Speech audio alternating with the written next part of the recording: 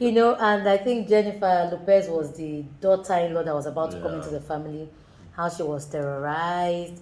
And but you know what caught my attention was at the end of the event, the movie, I remember her saying to the mother-in-law, I would like you to be available for the children's vacation, for family Thanksgiving. And I saw something break in the woman. And I began to ask myself, we might think that we have monster in laws, monster mother in laws, father in laws. Usually people have issues with mother in laws. But literally, is there a way we can navigate this relationship from wherever it started to somewhere that is worth appreciated? Actually, we don't have any choice. We must find a way to do that. Because in everybody there is good, there is bad. You have to harmonize and work with the person and bring out the good for that purpose. Yes, and it takes the two sides, Exactly, both the that's daughter her. and the Exactly, mother, to work at that. exactly. Because very soon she will become a mother-in-law too. It's easy for you to say The that. guys are spared, you know. It's like you just lied. You just lied. Very few men Is get that- involved in that too.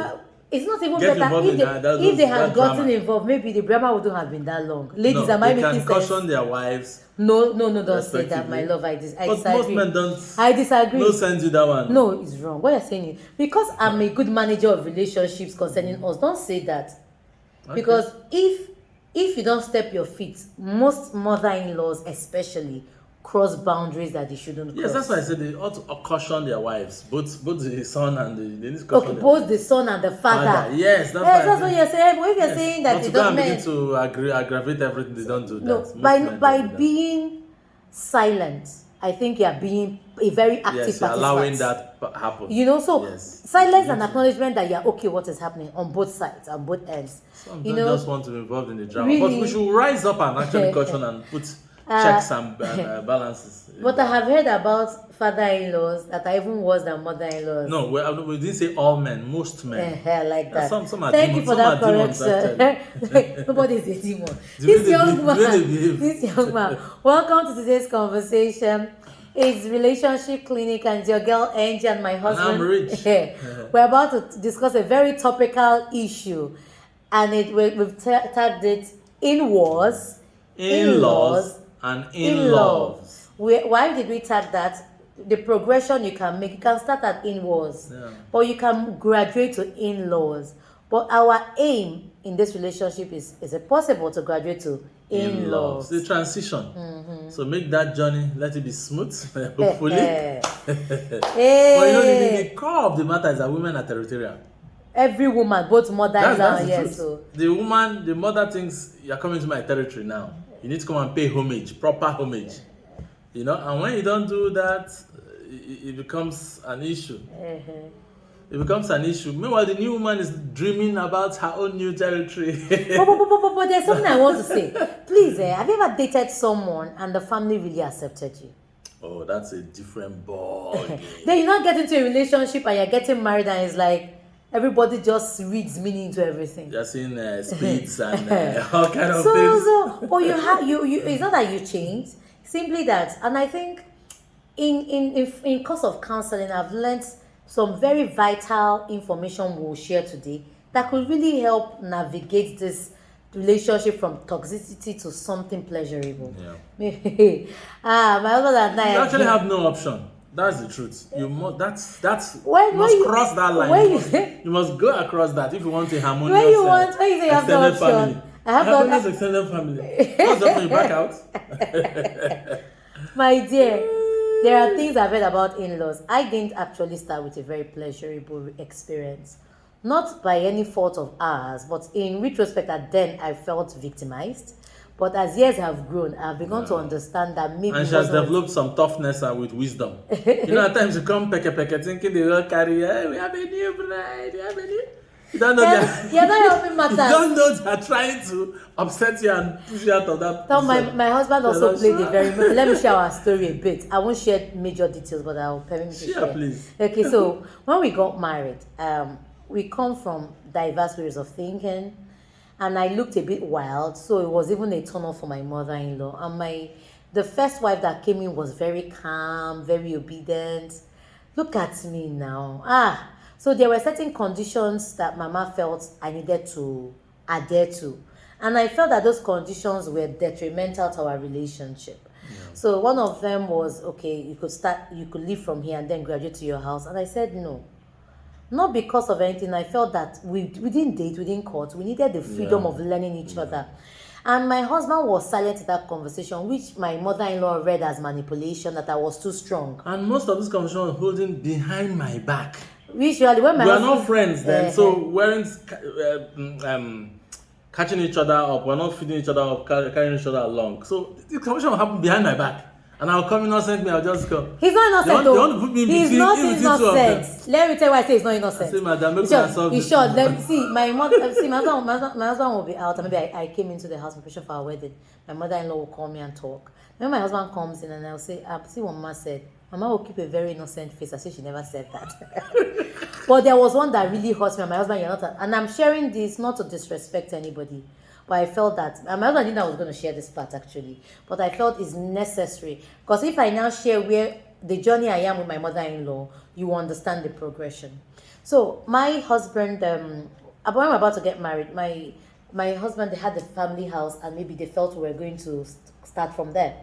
So when they were trying to organize and furnish the place, my mother-in-law and my husband gave it to a very good friend of his, a lady who is in love with my husband. So when I came in and we were trying to furnish the house, they felt I should stay in. I remember I asked my husband, house you want me to stay? And the lady that is attached to you that feels you should have married her is the one trying to get the place ready. And I remember Mama, I'm not sure she said it in a bad way, but this is how it reflected on me. She said, I'm not sure you can manage getting this place ready. And this is where we started from. But see where we are today. Last week was our son's birthday. And while we were talking, I said to Mama, I love you and we miss you. How did we get from someone who felt I had no capacity to someone who I could literally say, I love you? And that's what we're sharing Lots today. of wisdom, grace, endurance, tolerance. Some war. So, no, you're not a serious person. So, one of the key things, let me be serious. One of the key things was that I want to share this from having counseled people with my husband. One of the key things we understood is that there is a level of women, especially African women, who have this struggle with their daughters. And after going through a background check, I realized that at least a measure of 27% of women who didn't have a very good relationship with their husbands transferred the love they should have had for their husbands into their sons. And usually, when the sons now maybe fall in love or want to get married, they lose a sense. Yes, they lose a sense of themselves, and so they want to stamp authority that this is my investment. But if they had built intentionally a better relationship with their spouses, it's easier to transition. Every one of us is going to face that transitioning process. And if you're unfortunate, the young man you're going to marry is the breadwinner or the one that pampers the mother. Hey, reboso, salad, not in soup. You have to do more navigation. Don't mind my husband. You're not a serious person. So what happened? What happened was. You will tell me your story. Don't worry. Don't worry. So when in that counseling, I also began to understand that one of the things that, as much as we're angry with our mother-in-laws at that time, if they lacked love from their husband, they usually pour that love into their children. That one, you're going into pepper soup, not soup, pepper soup. Because all their love is poured on their son. Yeah. So you now come and God as if you sparked a magic wind, and the son is not following you and not listening to the mother. He's short. This brings me. This brings me. When the first time, Mama, in case you're watching this, I love you, but let me just share this, and I hope you laugh when you hear this. So I remember when Mama had a conversation, and I want to talk to you, and then she called me, and I was really waiting for a welcoming sign. I said, no matter how much my son loves you, I'll always be his number one. I said, hey. That's not a person. Wait. So, and I smiled. I had to factor it. And it took years for her to, because I also think that I didn't give her the space she needed to transition. Because we daughters come in with, we should be liked. And I had come from a relationship where my supposed boyfriend then. The mother was so loving. I could share the bed with her. She could, I could share things with her. And I came into a house that if I wanted to hug my mother-in-law, she look at me like this, as in waiting happen now. And if you know me very well, I'm very touchy. I like hugging, I like kissing. But years have gone by. And my mom is a military woman. So I can imagine the drama. So what happened was, after some time, I began to understand that one day I'll be a mother-in-law. Number two, I understood that maybe the way I was expressing love to my mother-in-law wasn't how she understood love. Number three, I began to say, okay, this relationship is for a lifetime. So Angie, you better buckle up. Now, let me share something very important. I don't know about other women, but I shielded my husband from my own issues at home. My mother also didn't really like my husband. Because my mother also poured her love on us, her children. She had a very turbulent relationship with my father. So when she comes, she'll say, your husband doesn't smile, doesn't even greet me well. When I come, he doesn't call me often. I'll say, Mommy, that's why I love him.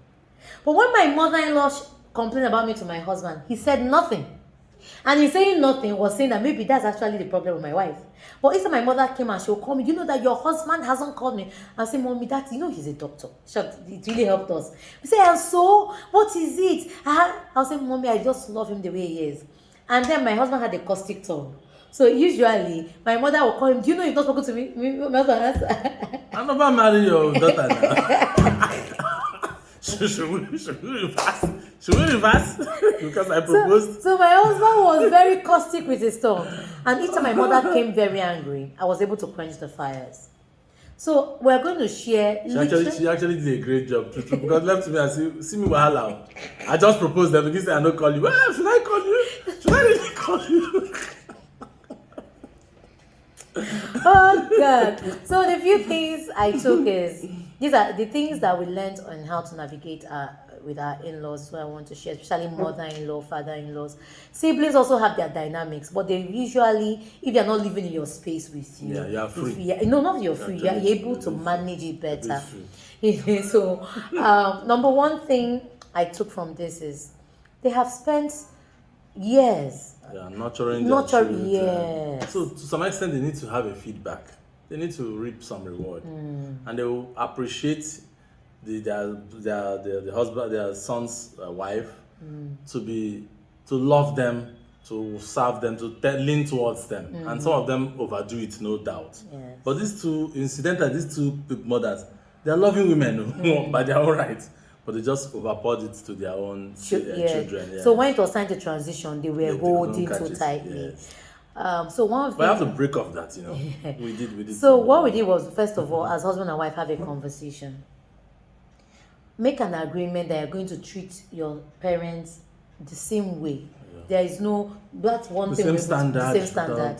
So we set a system, even in our giving. We agreed on standard of giving for our parents. We make sure that we visit, we call. It wasn't about how they treated us. It's about how the seeds wanted to sow into their life. And that was when the change began for us.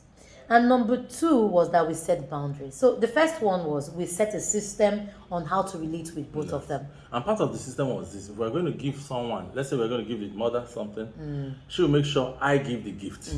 So a gift softens the heart. If we're going to give my mom, I will make sure she gives the gift. It softens the heart. Although my mom was sit on and then she said, I don't want the gift. That's why I tell her. And she told me, I don't want that gift, is from you. But we've come a long way now. So I would laugh.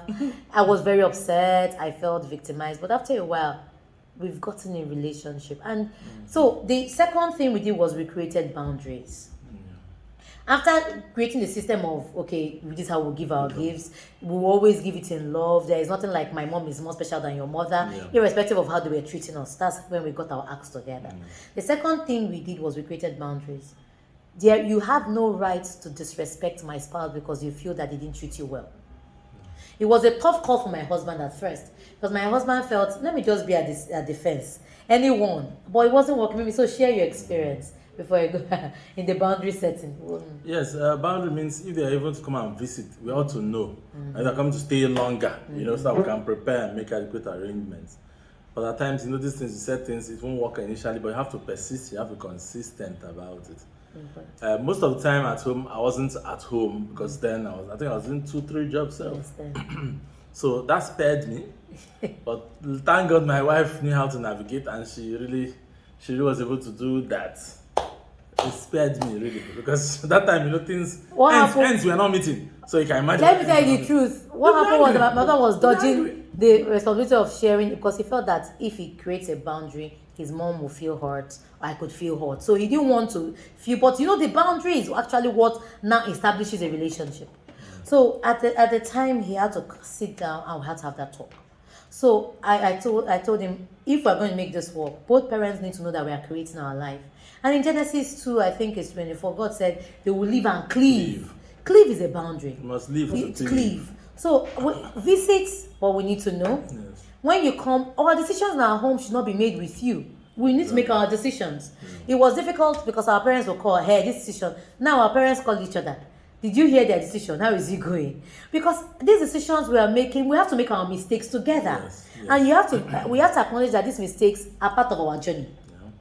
So it took some years for my husband to be able to say, this is us. So no matter what you ask, we are dealing with it. And if we felt that the information will be shared with you, we share it when we are ready. And these boundaries really helped us. And each time, one of the things I did that my husband learned later was, each time my mother wanted to overstep her boundaries, there was a time we had key issues in our marriage that we had to literally spend some time in my family house.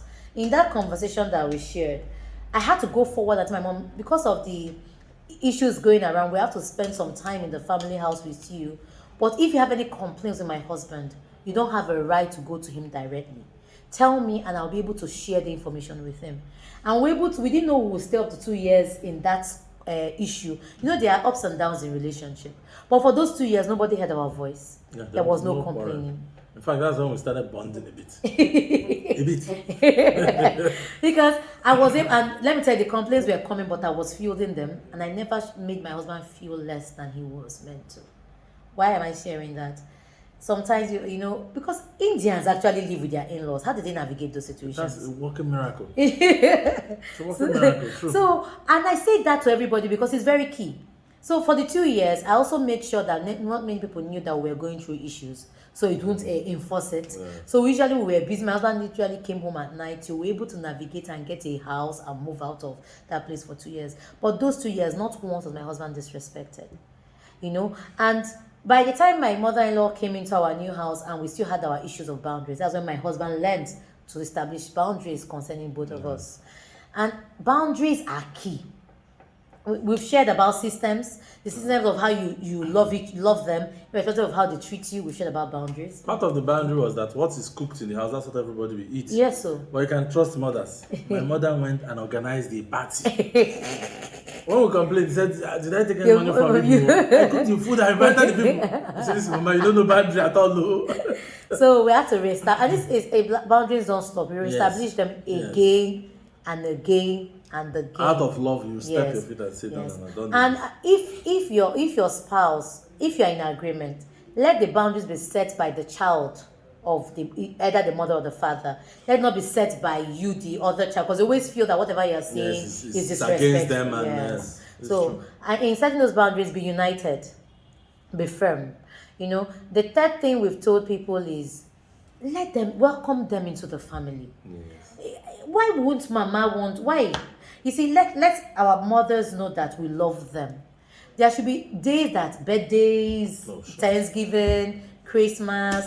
One of the things that is affecting our own relationships, Mama lives in the East now and we're here in Lagos.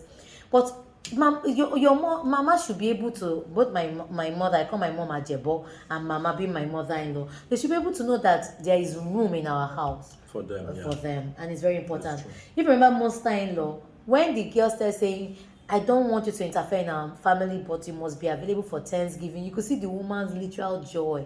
But one of the fears of mothers is that, especially mothers, cast them out, away, forsake them. Yes, so after all the investment, no more attention. Yes. And it's natural to try to defend your territory. Yes, exactly. Don't allow people forsake you, so to say.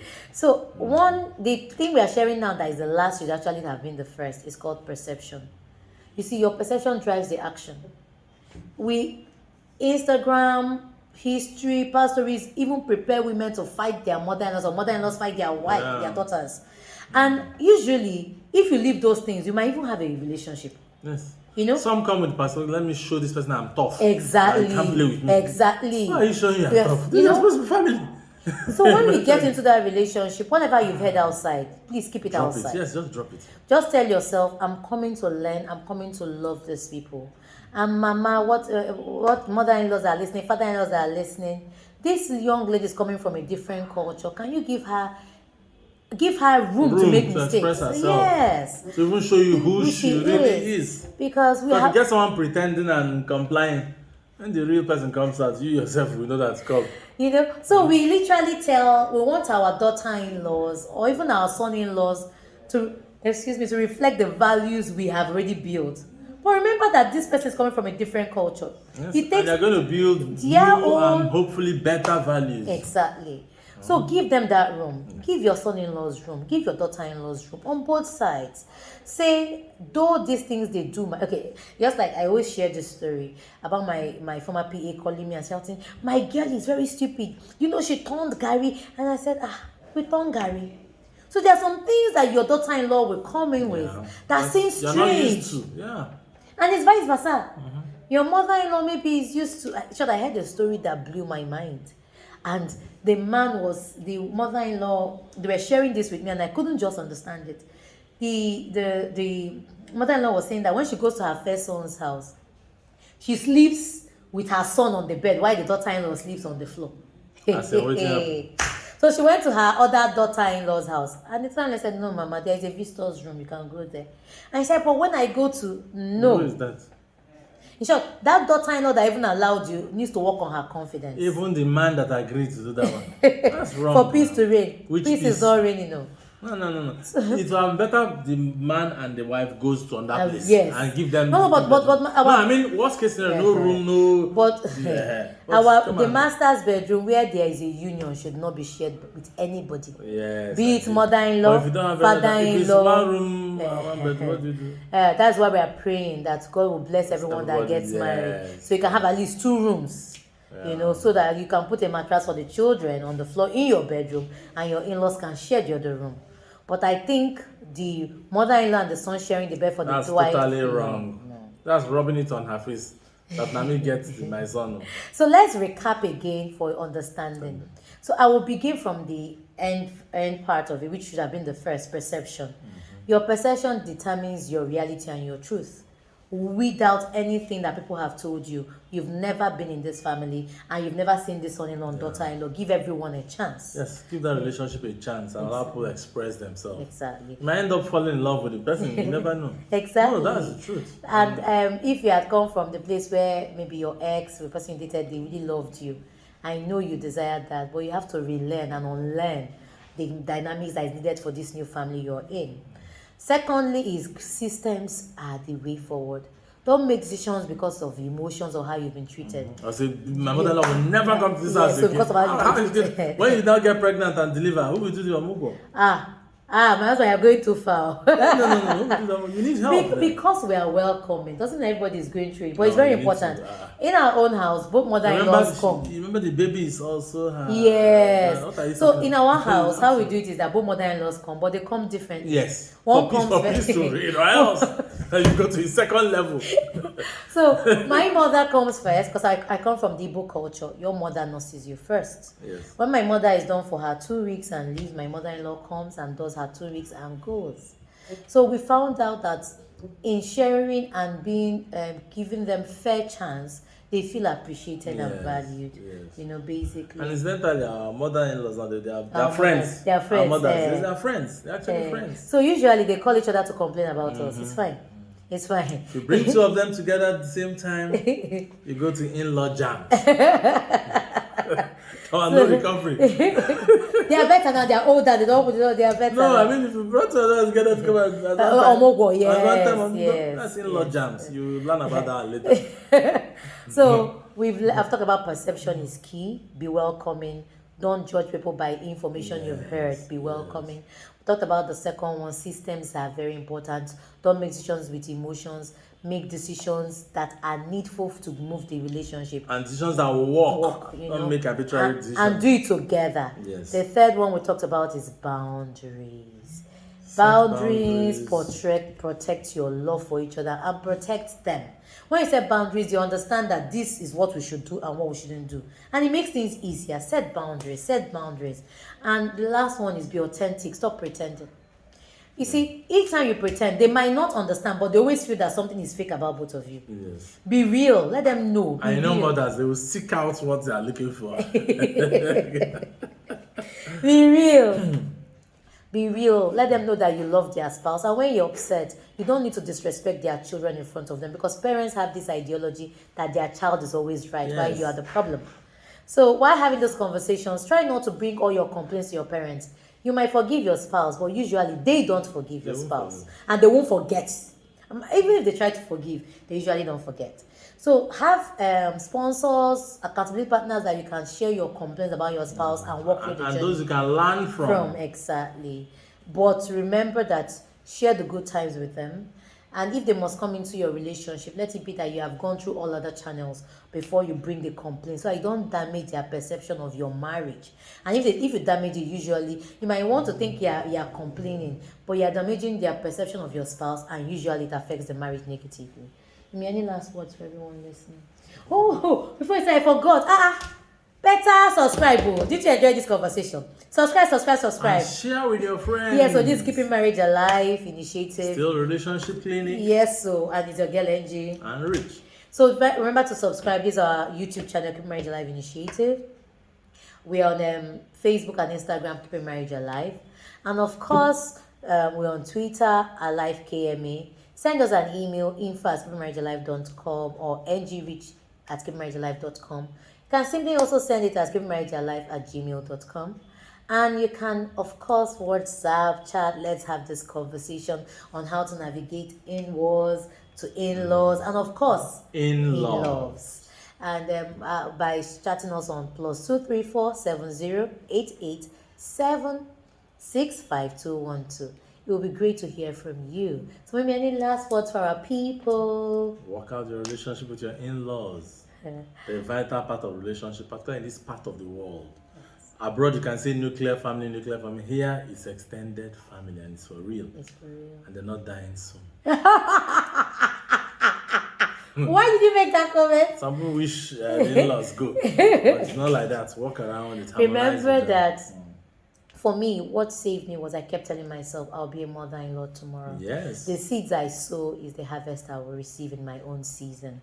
So I've tried to sow the seeds to the best of, I'm sure I might have missed some marks, but to the best of my knowledge, I've sown seeds of love, even when I didn't receive it as I expected. And I want to say today that I and my mother-in-law have a better relationship. It's not everyday lovey-dovey, but it's a mutual, respectful, loving relationship. Yes. And I value it. My father-in-law has gone to be with the Lord. We also had a good relationship. So I'm asking that, and my husband also has a good relationship with my mom. Sometimes my husband will tell me, I want to visit your mom. I'll say, but I'm home. Hey, I just want to visit my mother-in-law. I'll say, can't you at least call me? I've lost my mom for 1 week. That's how far they have built a relationship. So Mimi, thank you everyone. Go build, sow a seed, and pray for yourself. The mistakes the in-laws have made, that you will not make them. the same. Okay, darling. Bye. Have a blessed day. Bye.